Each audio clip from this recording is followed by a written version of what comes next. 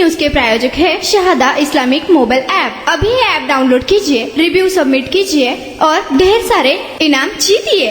कर्नाटकातील कोलाडू जिल्ह्यात 5 वर्षापूर्वी घडलेल्या कथित हत्येच्या प्रकरणात आता खळबळजनक खुलासा झाला आहे। पोलिसांच्या म्हणण्यानुसार 5 वर्षापूर्वी एका व्यक्तीने आपल्या पत्नीची हत्या केली होती, ज्यासाठी तो गेल्या 1.5 वर्षापासून तुरुंगात होता। तुरुंगातील व्यक्तीची पत्नी तिच्या प्रियकरासोबत हॉटेलमध्ये सापडल्यानंतर या संपूर्ण प्रकरणाला वेगळे वळण लागले आहे। हत्या झालेल्या महिलेला न्यायालयात हजर केल्यानंतर म्हैसूरच्या न्यायालयाने गुरुवारी पोलीस अधिकाऱ्यांवर चुकीच्या तपासाबद्दल ताशेरे ओढले। या प्रकरणी म्हैसूरच्या पोलीस अधीक्षकांना पुन्हा चौकशी करण्याचे आणि 17 एप्रिल रोजी अहवाल सादर करण्याचे आदेश दिले गेले आहे। पोलिसांनी सादर केलेले पूर्वीचे आरोपपत्र या प्रकरणाशी संबंधित नसल्याचे जिल्हा आणि सत्र न्यायाधीश गुरुराज सोमकलवार यांनी सांगितले। न्यायाधीशांनी यावेळी पोलीस अधिकाऱ्यांच्या गंभीर चुकांवरही प्रकाश टाकला। चुकीच्या तपासामुळे आरोपीला त्रास सहन करावा लागला आणि तो 1.5 वर्ष न्यायालयीन कोठडीत होता, असेही न्यायालयाने म्हटले आहे।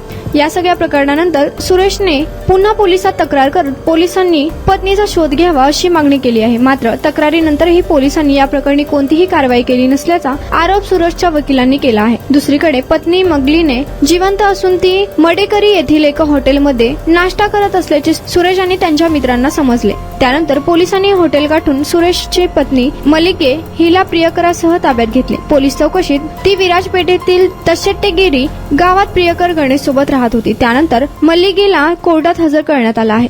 शहादा एक इस्लामिक मोबाइल ऐप है जो आपके दीन के सफर को आसान बनाता है। इसमें हर मुसलमान की जरूरी खिदमत के लिए कई फीचर्स शामिल है।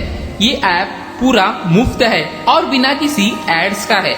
ये ऐप में आपको मिलेगा अजान अलर्ट्स, किबला कंपास, मस्जिद फाइंडर, ज़कात कैलकुलेटर, कुरान, हदीथ, अल्लाह के 99 नेम, धीकर, दुआ, dark theme, multi language support, Shahada GPT, ऐसे अन्य कई फीचर्स। तो अभी ऐप डाउनलोड करने के लिए QR कोड को स्कैन करिए, रिव्यू दीजिए और कई सारे इनामात जीतिए।